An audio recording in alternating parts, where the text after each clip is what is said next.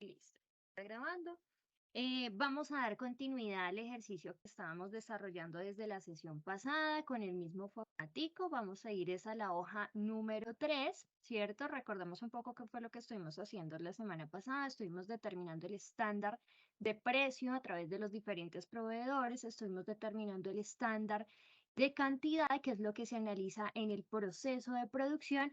Y vamos a hoy a analizar el estándar de mano de obra, tanto lo que corresponde a la remuneración, que es el salario, como es lo referente a la eficiencia que está dada al tiempo, ¿cierto? ¿Cuánto tiempo se demoran en hacer una unidad? Y depende de cómo alcancemos, vamos con los costos indirectos de fabricación. Bien, mientras van abriendo su archivito Excel que trabajamos la sesión pasada, les voy a hacer como unas avisos parroquiales, les digo yo. Y el primer aviso es que la próxima sesión no se va a crear una sesión en Teams. La próxima semana se va a realizar un evento que es de nuestra escuela, se llama el Congreso GECOS y el tercer encuentro interinstitucional de semilleros de investigación. En este evento GECOS, que es de gestión, contabilidad, finanzas y sostenibilidad, es un evento que estamos organizando con varios profes del programa y es un encuentro internacional. Entonces, el día miércoles, el evento es el inaugural y se hace desde el auditorio desde las 6 de la tarde hasta las 9:30 de la noche, 10 de la noche, con la asistencia del contador general de la Nación. Entonces, es una invitación cordial. Yo les voy a dejar ese el enlace del evento que se va a transmitir. Yo voy a estar desde el auditorio transmitiendo el evento, entonces nuestra sesión va a ser pues claramente asociada a lo que estemos trabajando ese día en el Congreso. ¿Listo? Entonces como tal no tendremos sesión sincrónica porque no puedo hacer las dos tareas. Pero es un congreso que les va a permitir comprender otros contextos, o sea, dentro de la programación, venga, les muestro la programación. Tendremos pues el acto inaugural donde se presentarán pues nuestros directivos. Estará el conferencista principal, que es el contador general de la Nación, Mauricio Gómez Villegas. Él nos trae una conferencia que es Contabilidad Pública para el Valor Público. Y después tendremos el panel sobre desarrollo sostenible y ODS. Tenemos tres participantes expertos: Fabián Leonardo Quinche, que es de la Universidad Nacional; Rosa Eugenia Gil, que es de la Universidad Militar; y Claudio Ortiz, que no recuerdo de dónde es, pero los tres son expertos en desarrollo sostenible y ODS. Se cerrará con un acto inaugural, entonces desde PoliTV, que es el enlace que yo les voy a dejar.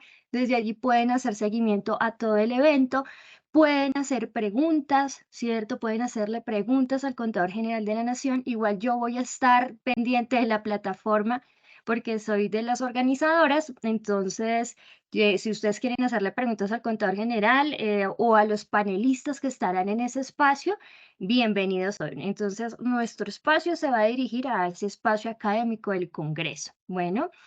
Igual les voy a dejar también el enlace para los siguientes días. A nosotros lo que nos concierne es por las sesiones del miércoles, que corresponde ya a la presentación de las ponencias. También se va a hacer virtuales y tenemos pues la presencia de la Escuela Militar, de universidades internacionales como la Universidad de Salamanca, como la Universidad de Extremadura de España, Universidad de Chile, la Universidad de Buenos Aires y pues claramente el Politécnico Gran Colombiano. Son varias ponencias que estará el evento pues activo en Polité desde las 2 de la tarde, también hasta las 10 de la noche, que son ponencias de expertos. En el Congreso se presentan expertos investigadores con trayectoria hablando de sus investigaciones asociadas a la sostenibilidad, a la contabilidad y todos los aspectos que están asociados a esa tendencia de la protección social, ¿cierto? Que nos atañe también mucho a nosotros.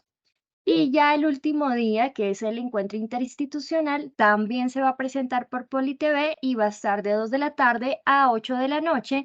El cierre es con una conferencista de la Universidad de Chile, entonces pues muy invitadísimos a que estén conectados de estos espacios que son de la escuela, que ustedes hacen parte de la Escuela de Contabilidad Internacional. que les ayuda a tener como una visión de qué es lo que se está hablando, de qué es lo que se está investigando en temas contables. ¿Listo? Toda esta información se las voy a dejar ahí en la plataforma en anuncios para que puedan ingresar, pero lo que corresponde al día miércoles, que es cuando coinciden nuestras sesiones, sí les extiendo esa super invitación que es el acto inaugural y pues tenemos pues a uno de los máximos dentro de nuestro ámbito contable desde el punto de vista público. Nada más que es un docente, o sea, más que ser el contador general de la nación, es un experto, él es doctor en la Universidad de Valencia, de España, de profesor hace mucho tiempo de la Universidad Nacional, con una trayectoria y un conocimiento impresionante, y pues ahora en el cargo del contador general de la nación, pues mucho más. Entonces, pues para que hagan presencia desde los lugares donde ustedes estén a partir de del enlace de PoliTV. ¿Listo? Bien, ese era uno. El otro aviso parroquial es, bueno, ayer se cerraron las entregas, entonces recuerden que yo tengo 8 días a partir del cierre de la entrega para hacer la revisión de sus entregas, entonces ya tan pronto haga la revisión de todas las entregas, muy importante revisar la persona que cargó la entrega, va a tener todos los comentarios específicos de por qué la puntuación, estará la rúbrica y todos los elementos. Y cualquier duda es muy importante decir cuál es el grupo, quién fue la persona que cargó. Yo igual les envío un correo con todas las instrucciones, cuál fue como el balance general del grupo, cuáles fueron las fallas que tienen que mejorar. Y pues en el correíto, pues seguir el procedimiento que dice el correíto tan pronto ya se suban en la plataforma todas las notas. Listo, chicos, esa era como los avisos parroquiales que tenía que decirles y continuamos con nuestra clasecita. Entonces, ¿ya están en su archivo Excel? Sí, profe. Perfecto. Entonces, vamos a la hojita número 3. En nuestra hojita número 3 vamos a hablar sobre la mano de obra. ¿Qué pasa con la mano de obra? Nosotros tenemos en términos de costos unas pequeñas disyuntivas con la realidad y con la normatividad. ¿Por qué? Nosotros cuando hablamos en términos laborales, nosotros tenemos 360 días, ¿cierto? Y si lo hablamos claramente en términos laborales son 360 días, pero la realidad son 365 días. ¿Qué más situaciones suceden en términos de costos? Que cuando nosotros hablamos en términos laborales, nosotros trabajamos 30 días independiente que los días son de 31 o menores que 31, ¿cierto? Pero ¿cuál es la realidad? Pues no se trabajan los 30 días, ¿cierto? Nosotros trabajamos en algunos casos 7 días, dependiendo también los horarios rotativos. Vamos a hablar, muy importante aquí tener claro la ley 2101 del 2021 que ya entró en vigencia y aplicación a partir de julio y que cada julio hasta 2026, si no estoy mal, se van a dar unas modificaciones que es la reducción de la jornada laboral, ¿cierto? Entonces, es muy importante tener eso en cuenta y eso es en términos legales, laborales. Pero ¿cuál es la realidad en las organizaciones? Que si es una organización que no trabaja los domingos, ¿cierto? Entonces, pues yo debo tener que esos son días improductivos. ¿Que tengo que pagar? Sí, pero son improductivos. Que si las personas piden una incapacidad o les sucede alguna situación, pues eso me va a generar una implicación en términos de costos. Sí, aquí vamos a ser supremamente materialistas, ¿cierto? Entonces, claramente eso lo llamamos nosotros el índice de ausentismo. ¿Va a afectar el costo, ¿cierto? Para determinar cuánto me cuesta hacer una unidad. Claro que sí. Entonces, en este ejercicio, ¿nosotros qué parámetros tenemos? Tenemos que son 365 días en el año, son 52 domingos. Muy importante aclarar acá que si es una organización, por ejemplo, que aplica costos por procesos, que su producción es masiva, continua, permanente, en este caso, ¿yo tendría que tener en cuenta los domingos? No. ¿Por qué? Pues porque sí se trabaja los domingos dentro de las jornadas ordinarias de los empleados, específicamente de los operarios. Si trabaja los domingos, pues yo no voy a colocar dentro del cálculo para la determinación del estándar, pues los domingos, ¿cierto? Pero si la empresa no trabaja los domingos, ¿qué implicaciones trae? Que esa es la idea de este ejercicio. Los festivos, entonces si no podremos decir, por ejemplo, de Bavaria, de Argos, de estas grandes multinacionales de producción, que ellos los festivos detienen su producción. No es así.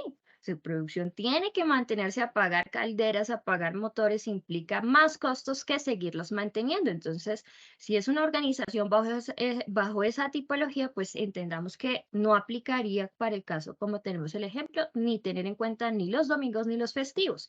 Aquí estamos asumiendo que tanto los domingos no son productivos como los festivos tampoco se trabaja en producción, ¿cierto? Porque aquí lo analizamos es en términos de producción.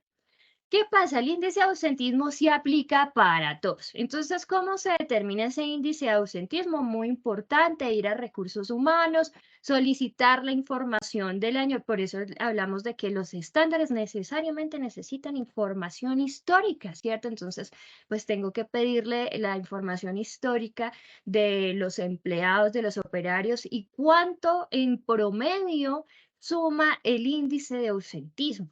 Entonces, ¿cuántas horas corresponden o en términos de días, que aquí los tenemos en términos de días, la situación en que las personas por lo general se les presenta alguna situación? Por eso sacamos, es un promedio.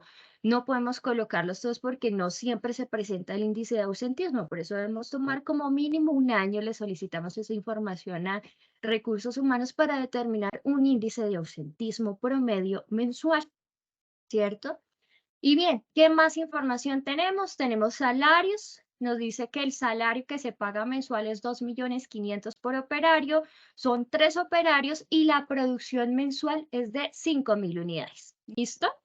Entonces vamos a nuestro archivo Excel y aquí sí les voy a compartir porque aquí sí se me pueden enredar un poquitico, ¿cierto? Entonces estamos en la hoja número 3.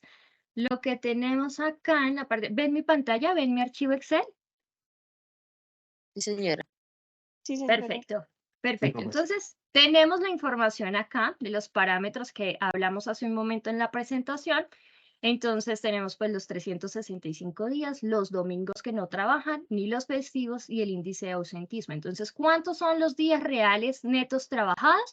Pues 365 días menos los domingos, menos los festivos, menos el índice de ausentismo. ¿Cuántos serían los días netos trabajados?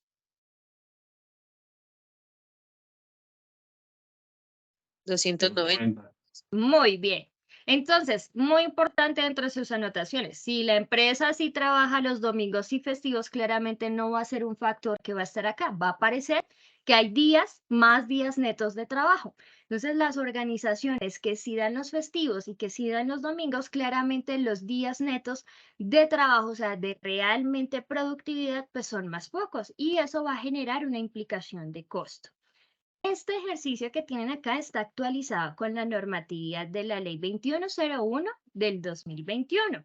Si ustedes miran en sus cartillas, eso no se ha actualizado todavía. Allá no aparece de esta manera porque pues allá todavía se tienen en cuenta 48 horas semanales y entendamos que en este momento estamos aplicando 47 horas semanales, que obviamente eso generó un efecto a los empleadores. Quizás nosotros como empleados no sintamos el impacto de la disminución de horas o lo sintieron. ¿Sí lo han sentido o no lo han sentido?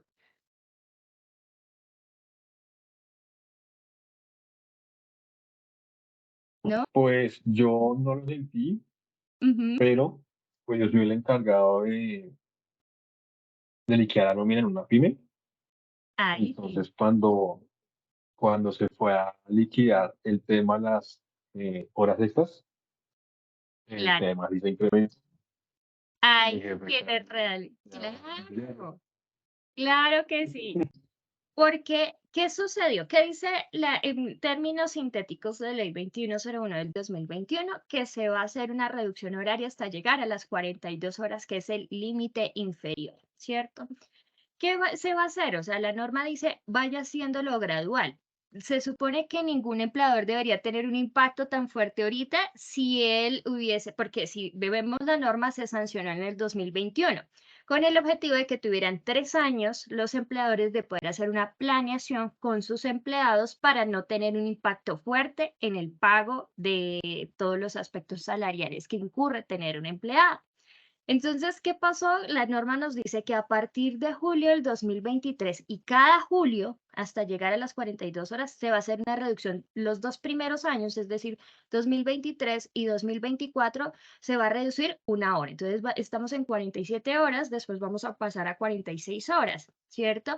Y en el 2025 y 2026 se van a reducir esos 2 años 2 horas, ¿cierto? Hasta llegar a las 42 horas. Entonces uno diría, porque la norma dice, no hay una implicación en disminución en el salario. Entonces, pues, ¿dónde se iba a ver la afectación?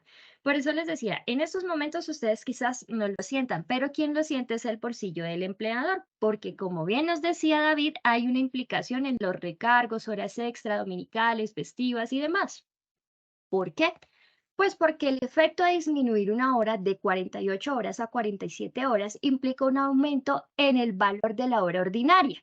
Entonces, lo que antes valía la hora ordinaria ya no vale lo mismo, vale más. Y recordemos que el valor de la hora ordinaria es la base para determinar los recargos, horas extra, dominicales y festivas. Y que no solo tiene una implicación ahí, porque recordemos que las horas extra, dominicales y festivas son base para seguridad social, son base para fiscales, son base para prestaciones sociales, cesantías, intereses, primas y vacaciones.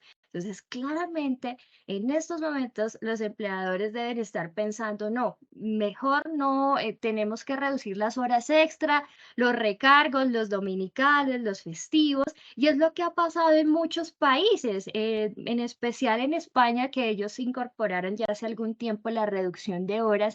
Es difícil a veces los fines de semana encontrar lugares abiertos porque, pues, ¿qué dice un empleador? Pues yo prefiero no tener que incurrir con esos costos que me van a generar un incremento en los demás cargas prestacionales del empleado que me constituye mi costo, o le subo los precios a los productos, o para no subirle los precios a los productos, pues no incurro en esos costos. Entonces, pues no abro los fines de semana, no abro un festivo. ¿Cierto? Entonces ahí está el factor de los empleadores que está sucediendo en otros países y que pues nosotros no somos los que tenemos la reducción más corta, ¿cierto? O sea, hay países que tienen 40 horas, hasta menos, nosotros estamos como en el intermedio, ¿cierto? Estamos como en el intermedio, el promedio de lo que se pretende llegar, que son 42 horas.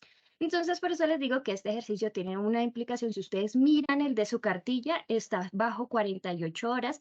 Aquí ya les hice una actualización haciendo una comparación. ¿Cómo sería legalmente? No significa que lo otro no sea legal, aclaro, sino qué es lo que sucede realmente en términos de costos y qué es lo que sucede legalmente. Porque ¿qué más nos dice esa ley 2101 del 2021? Nos dice asociado a una sentencia de la Corte Suprema de Justicia, indicando por lo general aquí en Colombia, sacan una norma y recordemos que toda ley tiene sus decretos reglamentarios, resoluciones, acuerdos y demás, ¿cierto? Que explican cómo aplicar la ley. Pero la ley decía aplíquela, y que a partir de julio, pero cuando fueron a aplicarla los empleadores o en las áreas de recursos humanos no decía cómo. O sea, sí hay una reducción de 47 horas y no hay disminución del salario, pero ¿y entonces qué hay que hacer? Entonces les tocó a la Corte, por medio de una consulta que hicieron los mismos empleadores, pues cómo se debía hacer el cálculo. Entonces lo que indicó la sentencia es que el promedio de semanas en el mes es de 4.33. Imagínense, ese es el promedio de semanas. No son 4 semanas, sino laboralmente hablamos de 4.33 semanas. Es lo que tiene cada mes dentro del año, teniendo en cuenta 360 días. Entonces, por eso está la comparación. ¿Y qué es lo que sucede realmente en términos de costos con el mismo salario bajo todas las condiciones? ¿Listo? Entonces, hecha esa aclaración, vamos a empezar. Entonces, vamos a empezar primero haciendo cómo está legalmente, laboralmente, ¿cierto? La situación. Entonces, nosotros tenemos, laboralmente nos indica que son 30 días mensuales, ¿cierto? Cada mes es de 30 días, independiente que sea más o menos. ¿Cómo calculamos los días en la semana? Entonces, si nos dice que laboralmente, a través de esa sentencia, que el promedio de semanas en el mes es de 4.33, entonces, ¿yo qué hago? Pues de los 30 días mensuales lo divido en 4.33 para saber cuántos días son en la semana. Entonces, hagan la operación en donde corresponden días en la semana. Entonces, los 30 días los divido en 4.33 para saber cuántos son días en la semana laborales. Llegaron a este 6.92. 6,92840647.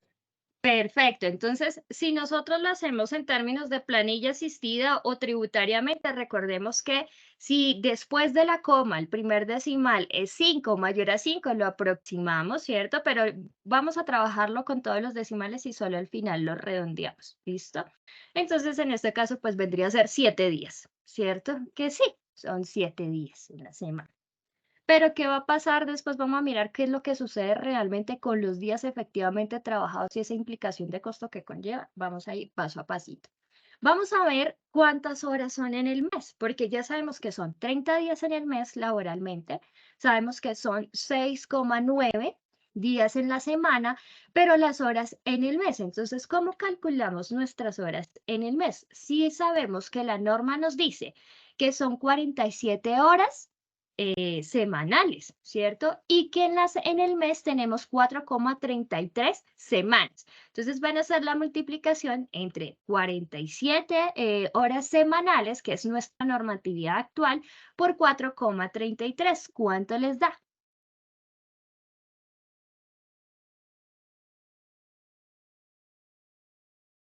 Y llegaron a los 200. 203,51. Perfecto. Digo, Y es más, ese es el valor, estos 203 que ¿qué serían? Horas. Son las horas que nosotros vamos a estar utilizando cuando calculamos el recargo, los dominicales, los festivos que David debe estar utilizando. Entonces, que toman el salario y lo dividen en 203,51, que es lo que nos dice la normatividad, que son las horas en el mes, y así calculan el valor de la hora ordinaria, que es la base para calcular los recargos, horas extra, dominicales y festivas. Bien. Vamos a mirar qué sucede con lo real. ¿Y por qué decimos que es lo real? O más que real es lo que sucede en producción.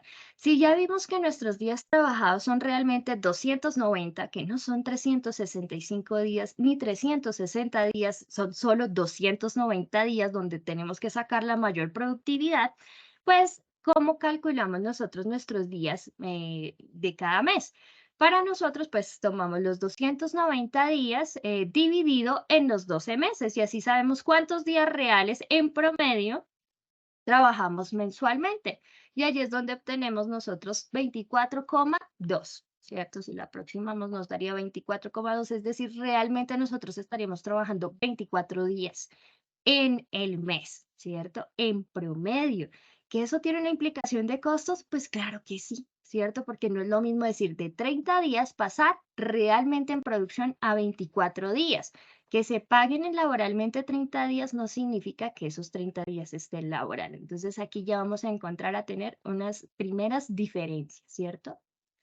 Bien, vamos a hallar lo correspondiente a los días en la semana basados en los días mensuales que tenemos. Claramente nosotros sabemos que ninguna semana tiene 4,33, ¿cierto? O sea, no sucede. Tenemos Entonces, 4 semanas. Dime. me perdí un momentico y no supe no vi cómo se calculan los días reales. Me hago un todo. Los días mensuales. Vamos acá. Sí, los reales. El 24 Entonces, punto de- perfecto. Entonces, ¿te acuerdas que hicimos un cálculo de cuántos eran los días netos que teníamos realmente que se trabajaban en el año 290 días? Pues para hallar los días mensuales Ujú. tomamos 290 días dividido en 12 meses, que son los meses del año. Ah, ok, listo, listo, profe. Muchas gracias. Perfecto, perfecto. Entonces, les decía hace un momento que miren la diferencia tan abismal en términos de 30 días y realmente están trabajando 24 días de efectiva producción.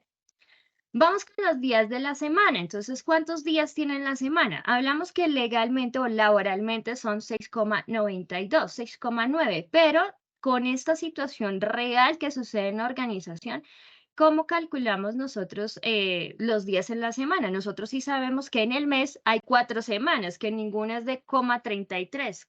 ¿Cómo así? Si todas son de 4 semanas. Entonces, vamos a tomar los días mensuales reales calculados dividido en 4 semanas. De allí sale 6,041. En términos generales serían solo 6 días. Aquí se redondea a 7 y aquí solo serían 6 días, ya un día menos de producción.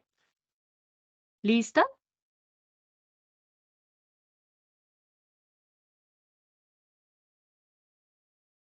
¿Llegamos a esos 6 días? Sí, señora. Perfecto. Ahora vamos con las horas en el mes. Entonces, bien es cierto, la realidad de las organizaciones es que solo pueden trabajar, el límite superior son 47 horas, o sea, ahí es innegable. Y es lo que bien sabemos como productores o como dueños de las organizaciones es que si la norma nos dice que hasta 47 horas, pues nosotros debemos utilizar esas 47 horas porque técnicamente en términos de días son muy pocos días. Entonces tenemos que cumplir esa meta de las 47 horas para lograr tener esa producción. Entonces, para calcular las horas en el mes, entonces vamos a tomar las 47 horas divididos en los 6 días efectivos. Entonces, 47 dividido en los días de la semana reales, eso entre paréntesis, y lo vamos a multiplicar por los días reales para saber cuántas son las horas reales en el mes de trabajo. ¿Cuánto les da? 188. 188 horas, ¿cierto? Sí, señora. Horas. Entonces, miren, nomás aquí miremos esta diferencia en términos de horas. Son 15 horas, 16 horas que tenemos de diferencia que no estamos realmente en productividad dentro de la organización y esas 15 horas obviamente tienen una implicación en términos de costos, en términos de producción impresionante, ¿cierto? Por eso quería hacerles como esa comparación. Bien, ahora sí, entremos en materia. Vamos a calcular cuánto es el valor de la hora, porque necesitamos saber el costo de la hora. Después vamos a calcular la cantidad de unidades que se hacen y después vamos a llevar cuánto vale esa unidad en términos de mano de obra, teniendo en cuenta el número de horas. ¿Listo? Entonces empecemos poco a poco. El ejercicio nos decía que los operarios ganan 2.500.000 cada operario. Entonces, ¿qué vamos a hacer? Si nosotros sabemos que en el mes gana 2.500.000, van a hacer la división de 2.500.000 en 203 para términos legales o laborales y 2.500.000 dividido en 188, que es en términos reales de producción. ¿Y llegaron a estos resultados?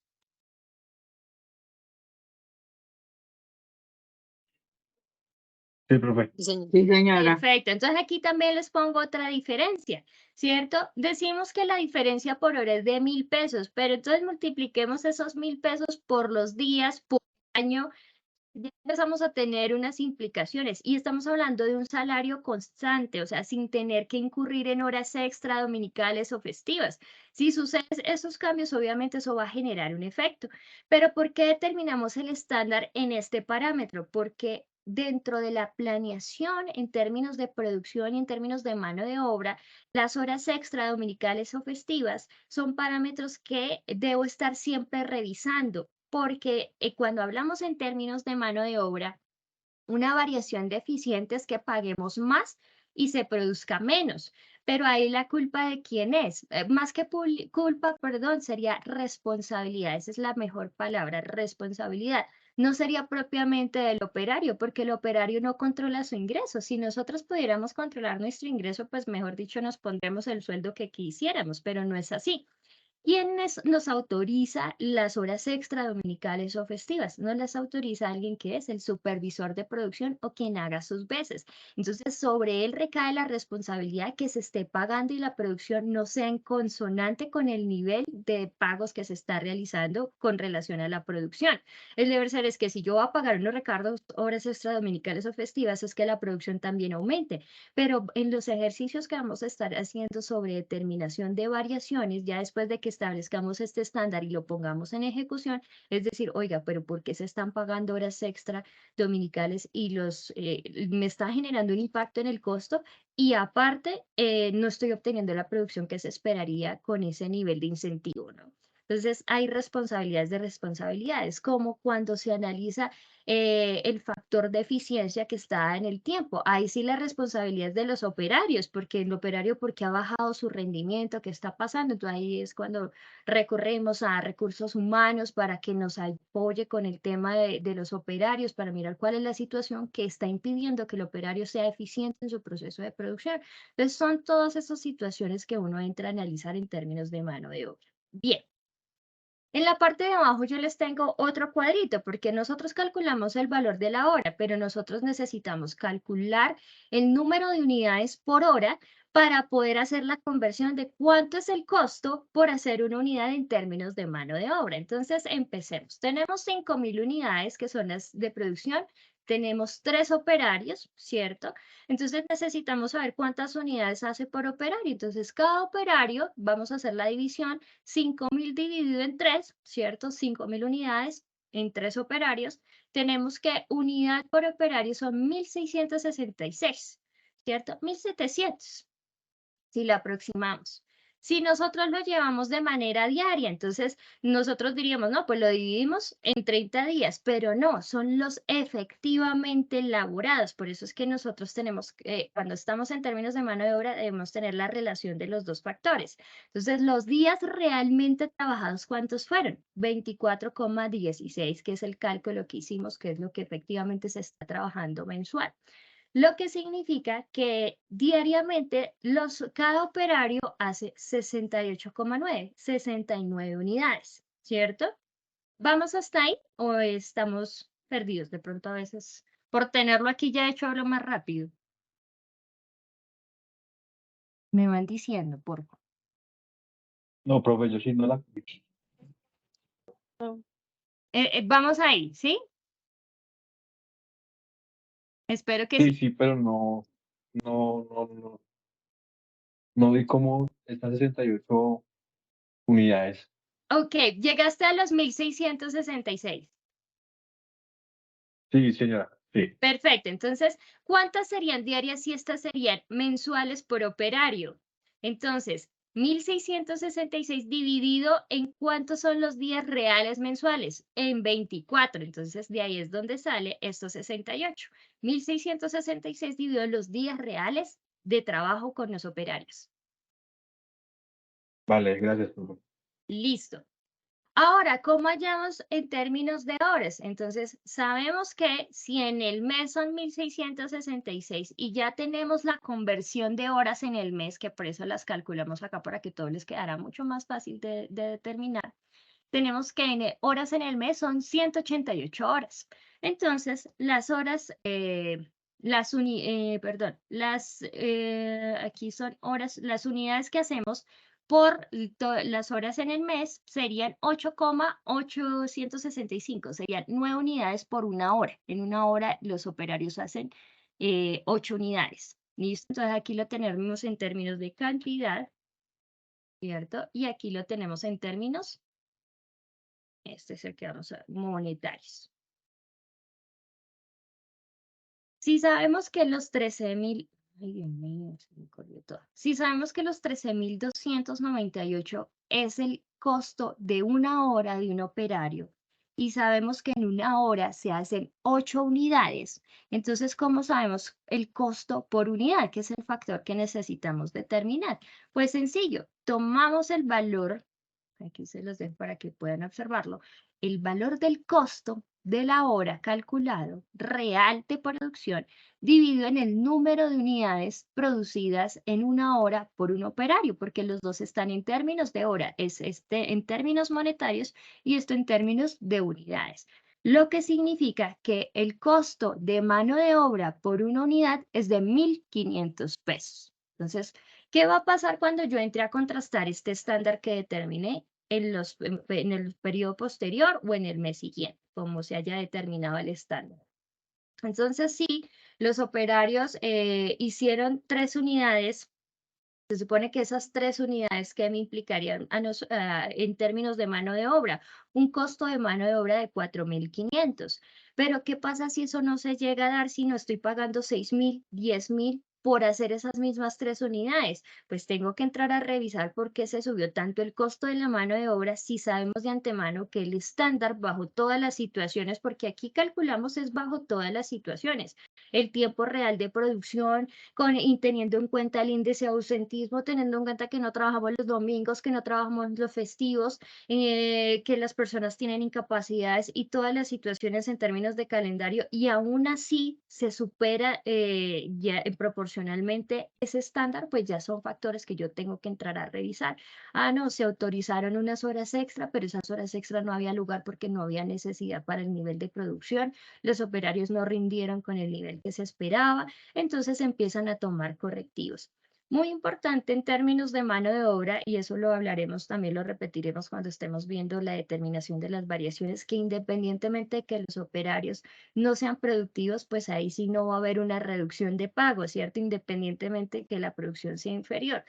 ¿Por qué? Porque nosotros en términos laborales tenemos un contrato laboral, tenemos un salario devengado, ¿cierto? Un salario pactado y por lo tanto normativamente, por más de que el operario tenga un menor rendimiento, no significa que se le vaya a pagar menos, pero sí se va a determinar esa variación.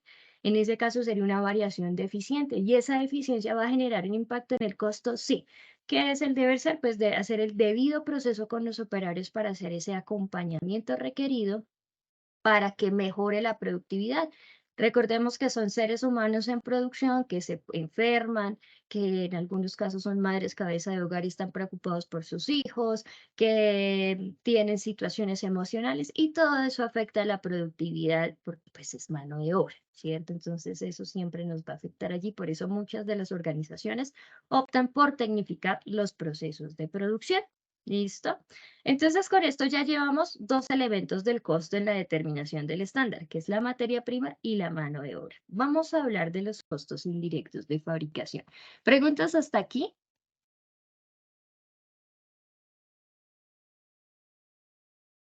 Bueno, silencio administrativo positivo. Entonces, hablemos de los costos indirectos de fabricación. También en los libros lo pueden encontrar como carga fabril y es exactamente lo mismo, la carga fabril y los costos indirectos de fabricación. ¿Qué pasa con estos? Estos son un poco complejos. Y yo les decía que en términos de estándar son excelentes en materia prima y mano de obra, pero con los SIP sí no logra resolver esa necesidad de poder controlar. ¿Y por qué? Pues sí, recordemos que nosotros llevamos como costo indirecto de fabricación todo aquello que pertenece a producción, ¿cierto? Pero que no es materia prima ni mano de obra, se vaya como SIF. ¿Es importantísimo? Claro que sí, porque sin los tres no tengo el costo de producción, ¿cierto? Por eso es tan importante. Pero la dificultad que tienen los costos indirectos de fabricación es el mix que tiene. Es una bolsita donde yo llevo allá todo lo que pertenece a producción, pero no es materia prima ni mano de obra. Entonces van allá materiales indirectos, van allá mano de obra indirecta, van las depreciaciones, los mantenimientos de las maquinarias, los servicios públicos, los embalajes, etiquetas y todo lo que se nos ocurra que tenga que ver con la producción, pero que no es materia prima ni mano de obra. Entonces, ¿por qué nos queda tan sencillo con la materia prima y con la mano de obra? Pues porque la materia prima nosotros cómo la controlamos en términos de cantidad-precio. Sale. ¿Cómo analizamos la mano de obra? En términos de horas, costo de la hora y el número de unidades que se realiza en una hora para llegar uno a cuánto es el costo de la hora de la mano de obra para hacer una unidad, ¿cierto? Salimos. Pero acá cada uno de los componentes que están dentro de la bolsa de los costos indirectos de fabricación se cuantifica totalmente diferente. Los servicios públicos en vatios, los que en volumen, en términos de volumen, ¿cierto? O sea, cada uno se cuantifica de manera diferente.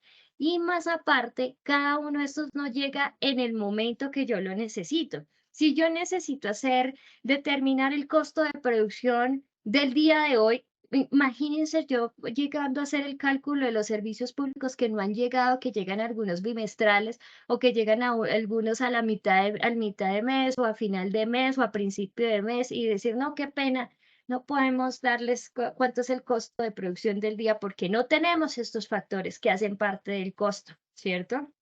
Entonces recordemos que eso lo hablamos en la primera sesión de diagnóstico, que fue lo referente a los costos indirectos de fabricación, cómo los determinamos que a través de tasas predeterminadas. Entonces lo que hace en los costos estándares es usar esas tasas predeterminadas de los costos indirectos de fabricación y lo que hace es traerlas acá y cambiarle el nombre. Entonces la llama, pues ya no se llaman tasas predeterminadas de los costos indirectos de fabricación, sino le llama tasa predeterminada estándar de los costos indirectos de fabricación. pero este estándar lo determina de manera global, o sea, un estándar general de los costos indirectos de fabricación. Es decir, que si yo llego a tener una variación en el estándar de los costos indirectos de fabricación, positiva o negativa, me tocaría hacer una tarea súper hiper investigativa para determinar dónde fue la variación, porque él la determina global. Él no me va a decir el estándar que fue en los servicios públicos, o que fue en el embalaje, o que fue en la mano de obra indirecta, que fue en los materiales. No sale tan específico como sí sucede con la materia prima y la mano de obra. Solo nos genera una información global del estándar que está determinado. Entonces vamos a hacer un recorderis de las tasas predeterminadas. Voy a compartirles ahorita nuevamente pantalla. Vamos a hacer un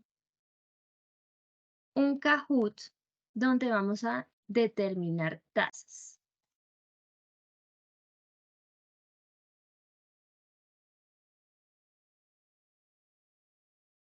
Entonces, empecemos acá, paso de tasas predeterminadas.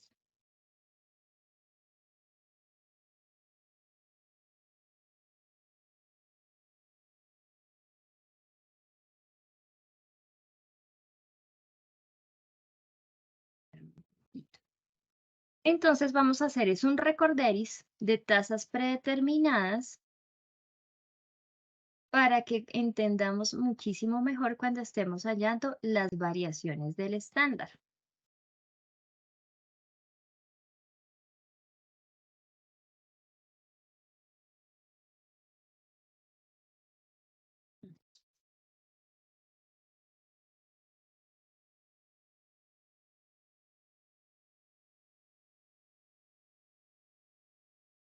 Está cargando, me confirman si ven la pantalla. Señora, Perfecto, entonces voy a abrirles aquí el QR para que puedan tomar,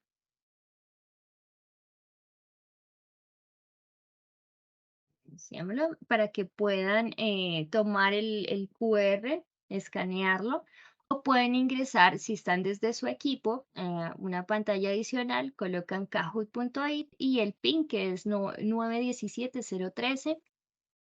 Ingresemos para poder hacer el ejercicio.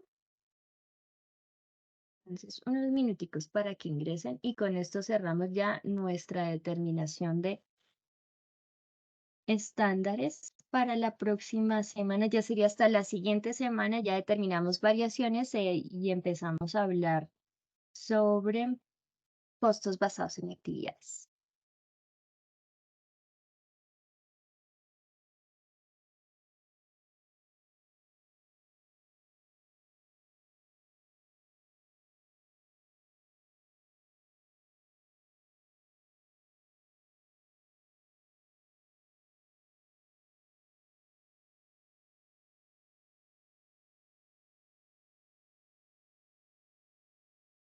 Bueno, voy a dejar aquí abierto el ejercicio para si se quieren seguir incorporando.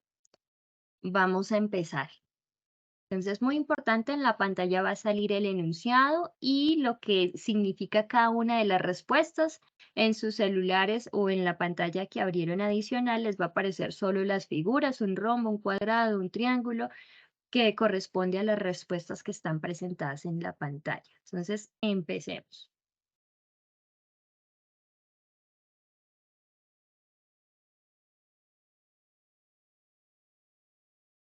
Entonces vamos con la primera pregunta. Dice, si la empresa tiene en el periodo contable unos costos indirectos presupuestados por 1.800.000 y un presupuesto de 3.000 horas, ¿cuánto sería la tasa?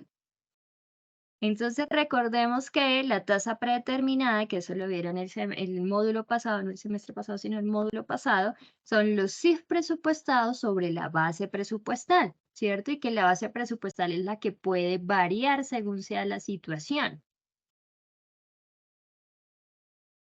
Entonces, si los CIF presupuestados son 1.800.000 y la base presupuestal está en 3.000 horas, ¿cuál será la tasa presupuestal de los CIF?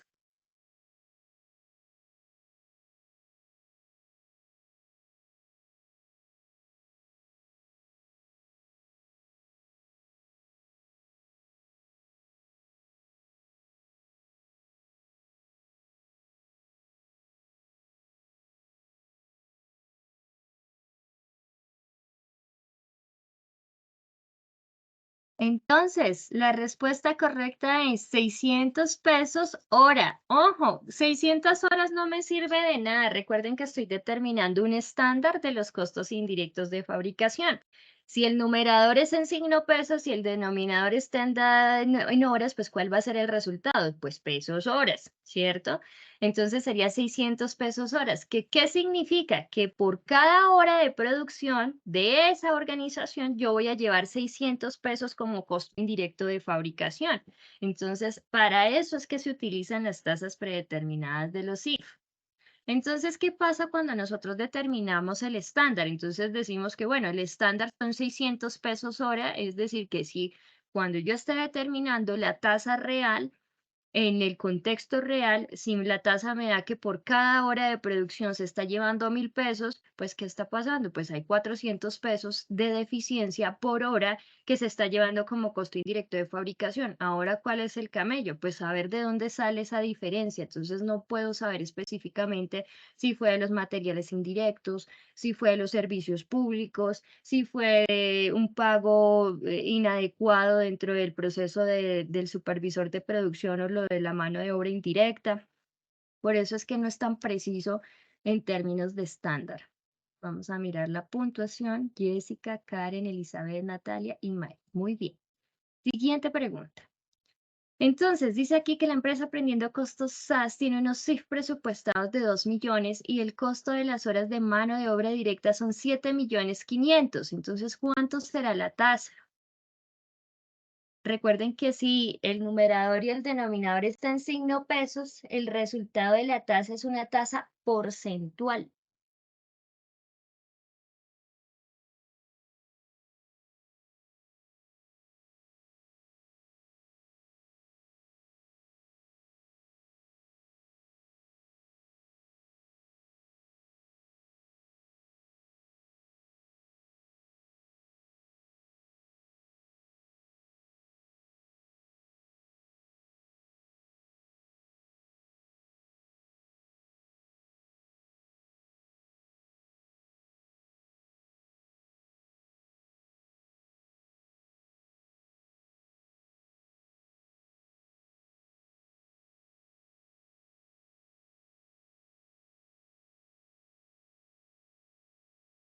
Entonces, ahí les di la clave, era la única que tenía en porcentaje. Entonces, ¿de dónde sale este 27%? Pues de la división entre 2 millones dividido en 7.500.000 multiplicado por 100 porque es una tasa porcentual, ¿cierto? Les da un decimal.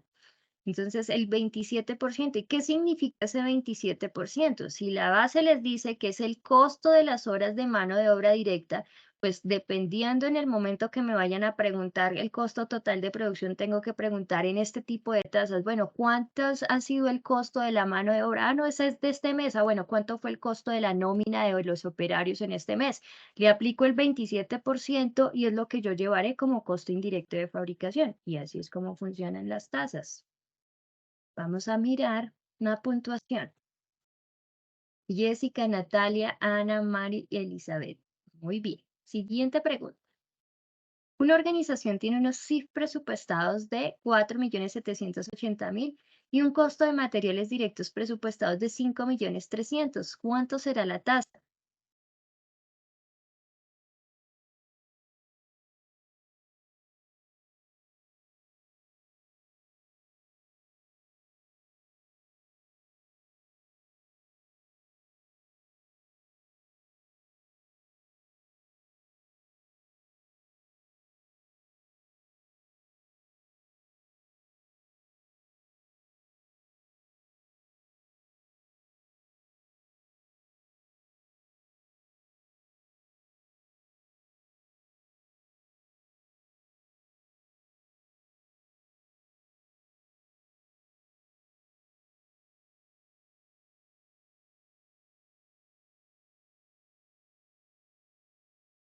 Zoraida aquí ya nos respondió por el chat, nos indica que es el 90%. Aquí también les aparece una manera muy fácil de sacar la conclusión porque es el único en porcentaje.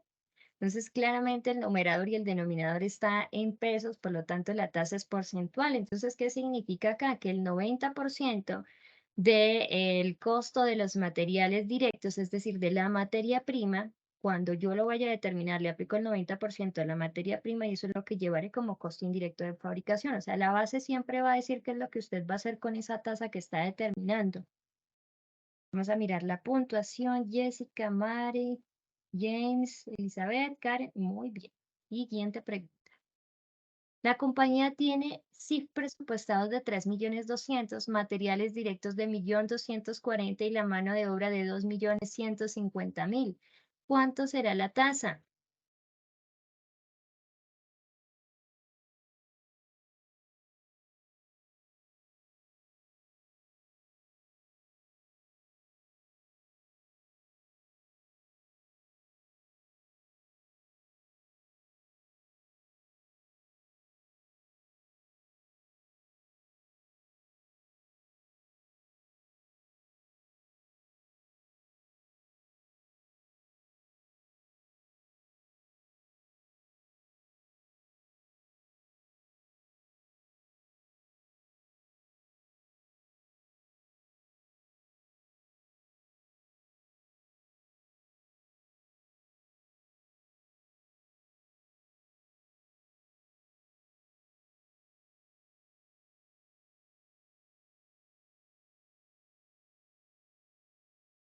Muy bien, el 94%. Aquí, ¿cuál era la base presupuestal? La base presupuestal es el costo primo, que recordemos que el costo primo, que es la materia prima directa más la mano de obra directa, es decir, 3.200.000 dividido entre la sumatoria de 1.240.000 y 2.150.000, y de allí obtenemos que nuestra tasa de los IF es de el 94%. Entonces, cuando yo voy a calcular los CIF de esa producción, pues tendré que preguntar cuánto es el costo de la materia prima y la mano de obra, le aplico el 94% y eso es lo que llevaré como costo indirecto de fabricación.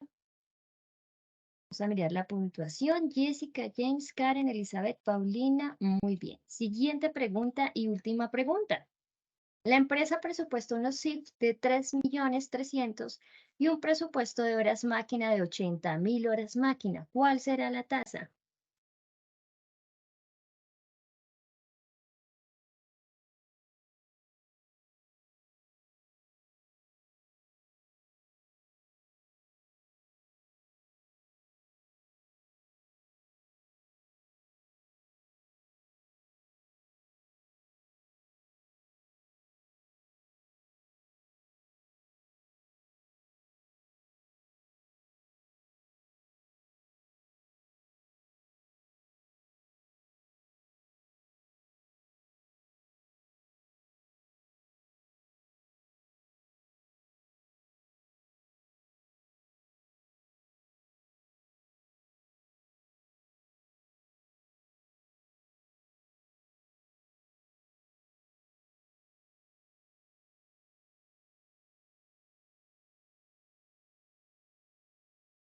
Entonces, para este caso, la tasa de los CIF basado en horas máquina sería de 41,25 pesos hora.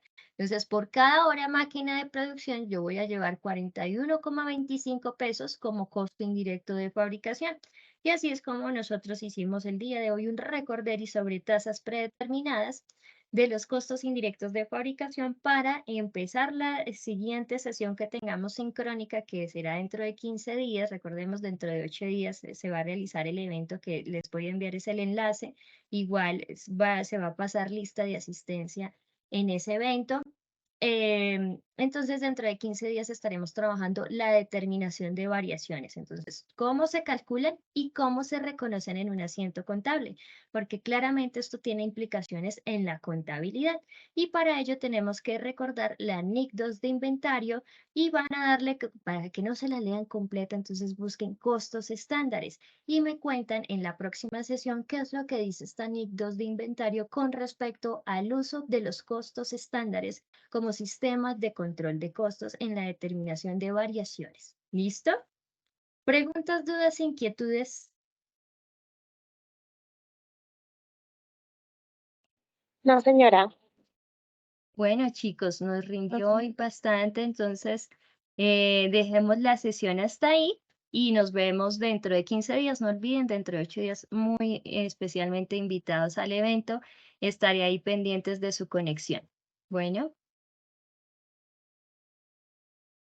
mis estimados estudiantes, gracias. feliz noche para todos. Buenas noches. Hasta luego.